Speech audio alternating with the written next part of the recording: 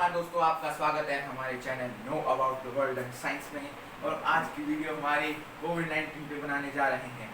दोस्तों, असल में कोविड-19 वायरस का जन्म चाइना के वुहान प्रांत में 2019 सन में दिसंबर या नवंबर के बीच में हुआ था। ये चाइना के लैब से लीक हो गया था और आज ये पूरी दुनिया में फैल चुका है और हमें इससे बहुत मुश्किल हो रही है, बहुत दिक्कतें आ रही हैं इसके कारण। और इसकी जो पहली जेनेटिक इंफॉर्मेशन है वो चाइना के द्वारा ही प्रदान की गई है। तो अब हम इसके स्ट्रक्चर के बारे में जानते हैं। तो जैसा कि आप इस डायग्राम में देख रहे हैं, जो इसके कांटे जैसे दिखने वाली रेखाएं हैं, जहाँ चिन्ह है वो इसके स्पाइक्स हैं। यही हमारे शरीर के फेफड़ों में जाकर हमारे फेफड़ों के सेल्स में चिपक जाते हैं, जिसके कारण इसका अंदर जो आरएनए है वो हमारे शरीर में चला जाता है, जिसमें कि इसकी सारी इंफॉर्मेशन स्टोर है और ये अपने आप को मल्टीप्लाई करना शुरू कर देता है। और जो आप इसके बीच की लेयर देख रहे हैं, जो जेल टाइप बॉडी देख रहे हैं, वो इसकी मेम्ब्रेन है जो इसके आरएनए को सुरक्षित रखती है जब तक ये कि हमारे शरीर में नहीं पहुंच जाता। तो जैसा कि हमने जाना दोस्तों कि इसका स्ट्रक्चर कैसा है, अब हम जानते हैं कि इसका प्रभाव कैसे पड़ता है। जब ये अपने आप को हमारे शरीर में डिवाइड करता है तो उसकी संख्या बढ़ जाने से हमारी श्वास नली बंद हो जाती है और हमें सांस की प्रॉब्लम फेस करनी पड़ती है और इसी के कारण कई लोगों की जान भी चली जाती है। ये हवा से संक्रमित होने वाला वायरस है और इसके लिए हमें विटामिन सी और जिंक की मात्रा को अपने शरीर में पूरा रखना होगा, तब ये हमारे शरीर में कोई नुकसान नहीं पहुंचा सकता। और जो इसके इलाज में हमें दवाइयाँ दी जाती हैं, उसके साथ हमें ऐसा आहार लेना चाहिए जो कि सात्विक हो और न्यूट्रिशियस हो, जो कि हमारे शरीर को सही पोषण दे सके। और दूसरी बात, हमें खून पतला करने वाली दवाई का भी उपयोग करना चाहिए, क्योंकि जो इसके लिए दवाइयाँ यूज़ की जाती हैं वो हमारे खून को गाढ़ा कर देती हैं। तो दोस्तों, अब हमने जैसा कि जाना कि ये है क्या और इसका इलाज कैसे, हमें क्या क्या रखना चाहिए। तो अब हम जानते हैं मास्क डालना क्यों ज़रूरी है। जब हम मास्क डालते हैं तो वायरस को हमारा कपड़ा अपने ऊपर रोक के रख लेता है और साफ हवा में जाती है। ये एक तरह से हमारे लिए फिल्टर का काम करता है। और जैसा कि कई लोग बोल रहे हैं कि कुछ हद तक कार्बन डाइऑक्साइड जो हमारे शरीर में जाती है, तो दोस्तों ये सिर्फ भ्रम है, क्योंकि जो कार्बन डाइऑक्साइड है हमारे फेफड़े इतने सक्षम है जो कि हवा को विभाजित कर ऑक्सीजन को अपने अंदर लेते हैं और बाकी गैस को बाहर निकाल देते हैं। तभी तो हम इस दुनिया में जी रहे हैं। हवा में सिर्फ 21% ऑक्सीजन है, फिर भी हमारा शरीर उसको निकाल ही लेता है। तो ये इस बारे में चिंता करने की कोई ज़रूरत नहीं है। तो दोस्तों, अब हम जानते हैं वैक्सीन के बारे में। तो वैक्सीन भी 3 प्रकार से काम करती है। पहली है जो कि mRNA से ऑपरेट की जाती है। इसमें हमारे शरीर में mRNA भेजा जाता है, जो कि उस वायरस की इंफॉर्मेशन होती है कि वो वायरस कैसे फैल रहा है या क्या क्या करेगा हमारे शरीर में।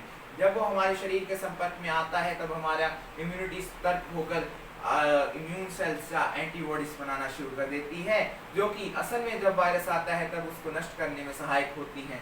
तो जैसा कि मैंने बताया कि नष्ट करने में सहायक होती हैं, तो इसके प्रकार हैं ये फाइजर और स्पुतनिक वी या स्पुतनिक 5 की वैक्सीन में देखने को मिलेगा, जो कि अमेरिका और रशिया द्वारा बनाई गई हैं। और अब हम जानते हैं दूसरी प्रकार को। और अब दूसरी प्रकार की वैक्सीन में क्या करते हैं कि हम किसी और वायरस को हमारे शरीर में उसका आरएनए कोरोना का बदल के उसमें डाल देते हैं, जिसके कि स्पाइक्स कमज़ोर हों, तो उसको हम अपने बॉडी में इंजेक्ट कर देते हैं, जो कि हमें कोवैक्सीन में जो कि हमें कोविशील्ड या एस्ट्राजेनेका में देखने को मिल रहा है, जो कि हमारे शरीर में डाल दिया जाता है और जिसके कारण वो हमारे शरीर के इम्यूनिटी को सतर्क करता है। क्योंकि ये वायरस कमज़ोर होता है, इसलिए ये हमें ज़्यादा नुकसान कुछ पहुँचा नहीं पाता। और जैसा कि हम देख रहे हैं, कई लोगों ने बोला है कि जो इसका टीका लगवा रहे हैं उनको बुखार आ रहा है। असल में ये पहली डोज इसकी थोड़ा बहुत साइड इफेक्ट दिखाती है, पर दूसरी डोज इसकी ठीक रहती है। और अब हम जानते हैं इसके तीसरे प्रकार, जो कि हमारे इंडिया की कंपनी ने बनाया है, इंडिया बायोटेक ने बनाया है, उसको नाम दिया गया है कोवैक्सीन। उसमें क्या, एक वायरस को, कमज़ोर वायरस को उगाया गया लैब में और उसके स्पाइक्स निकालकर हमारी बॉडी में डाल दिए जाएंगे और वो हमारी बॉडी फिर से एंटीबॉडीज बनाकर उसको कोरोना से लड़ने के लिए तैयार हो जाएगी। तो अब हम जानते हैं कुछ और जानकारियाँ कोरोना से रिगार्डिंग। तो दोस्तों, अब हमने कोरोना के इलाज, वैक्सीन और इसके स्ट्रक्चर के बारे में जान लिया। अब हम बात करते हैं लॉकडाउन की।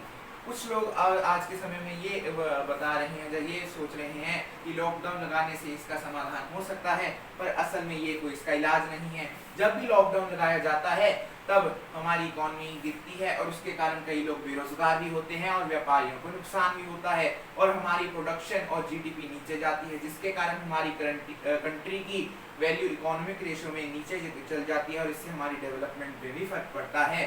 तो अब हम जानते हैं कि इसका समाधान कैसे किया जाए बेरोजगार लोगों के लिए भी और व्यापारी वर्ग के लिए भी।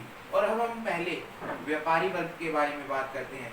जो व्यापारी वर्ग जो दुकानों पर निर्भर हैं, उनकी रोजी रोटी तो दुकानों से चलती है। अगर दुकानें ही बंद कर दी जाएंगी तो फिर वो कैसे कमाएंगे। इसलिए मेरा ये मत है कि लोगों को 24 घंटे दुकान खोलने की सरकार को परमिशन देनी चाहिए ताकि व्यापारी भी अपना काम शुरू कर सकें।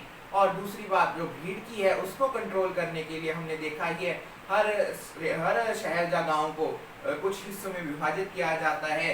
उसके अकॉर्डिंग कुछ समय देकर अलग अलग समय में कुछ वार्ड्स को जाने की परमिशन दी जाए। जैसे कि 3 वार्ड हैं, उनको एक घंटे के अंतराल में भेजना चाहिए और मार्केट में 2 पुलिसकर्मी तैनात कर देने चाहिए और एक रास्ता एग्जिट और एक रास्ता एंट्री का बनाना चाहिए ताकि भीड़ इकट्ठी ना हो और कुछ ही लोगों को मार्केट में जाने देना चाहिए।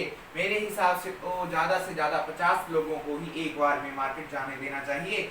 या तो फिर अपॉइंटमेंट का तरीका अपनाना चाहिए, जैसे कि हम डॉक्टर से अपॉइंटमेंट लेते हैं वैसे ही हमें खरीदारी करने के लिए भी परमिशन लेनी चाहिए कि इस समय से इस समय तक आप खरीदारी कर सकते हैं। तो दोस्तों, अब हमने व्यापारी वर्ग के लिए भी जान लिया, तो अब हम जानते हैं बेरोजगार लोगों को कैसे नौकरियां दी जा सकती हैं। अब हम बात करते हैं बेरोजगार लोगों को नौकरियां कैसे दी जा सकती हैं। जैसे कि हम देख रहे हैं कि हमारे देश में ऑक्सीजन की कमी हो रही है। असल में ये कमी भी सरकार के कारण ही है। जब पहली वेव गई थी तब वो क्या सो रहे थे, उन्होंने ऑक्सीजन प्लांट्स नहीं लगाए, जबकि उनको पता होना चाहिए कि कोई भी बीमारी हो उसकी दूसरी वेव घातक होती है। इसलिए अब ज़्यादा से ज़्यादा ऑक्सीजन प्लांट्स लगाने चाहिए, जिसमें कि ज़्यादा से ज़्यादा लोगों को अपॉइंट भी किया जाना चाहिए ताकि उनको नौकरी मिले। और हम जानते हैं कि जो वैक्सीनेशन का काम चल रहा है उसमें वॉलंटियर्स को हायर करना चाहिए ताकि वो भी कुछ काम कर सकें। जैसा कि हम बात कर रहे हैं कि उनको वॉलंटियर के तौर पे हायर करना चाहिए और कुछ सैलरी भी देनी चाहिए। और दूसरे जो कि हमें आ रही है वैक्सीन की सप्लाई, जो कि आम लोगों तक नहीं पहुंच रही और कई लोग उसको नहीं ले पा रहे या लेने में हिचकिचा रहे हैं, इसलिए हर जो आइसक्रीम वाले होते हैं वो आजकल तो बेरोजगार चल रहे हैं। उनके पास जो फ्रिज होता है वो वैक्सीन के लिए पर्याप्त है, उसमें इतना टेम्परेचर होता है कि वैक्सीन को आराम से रखा जा सके। इसलिए 2 मेडिकल कर्मचारियों को लेकर आइसक्रीम वालों को गली गली में भेजना चाहिए ताकि वैक्सीनेशन का काम जोर से चल सके। और तीसरा, जैसे कि इलेक्शन के टाइम पे लॉयर्स, बैंक, सरकारी बैंक वालों को हायर किया जाता है कि वो इलेक्शंस कमीशन की मदद करे इलेक्शंस करवाने में, जब पोलिंग कराने में। उसी तरह इस समय में सरकारी टीचर्स को हायर करना चाहिए जो कि वैक्सीन लगवाने में हेल्थ वर्कर्स की मदद करें। और आगे हम जानते हैं कि अब हमें ये भी जानने की रोजगार कैसे किया जाए। और तीसरा सबसे अच्छा रोजगार का माध्यम है कि ऑनलाइन वर्क करना, या शेयर मार्केट के बारे में उनको जानकारी दी जाए ताकि वो अपने पैसे इन्वेस्ट करके भी बढ़ा सके और नया काम खोल सकें। हमें इसकी रिकवरी के और भी ध्यान देना चाहिए। तो अब हम जानते हैं कि एजुकेशन इससे कैसे प्रभावित हो रही है।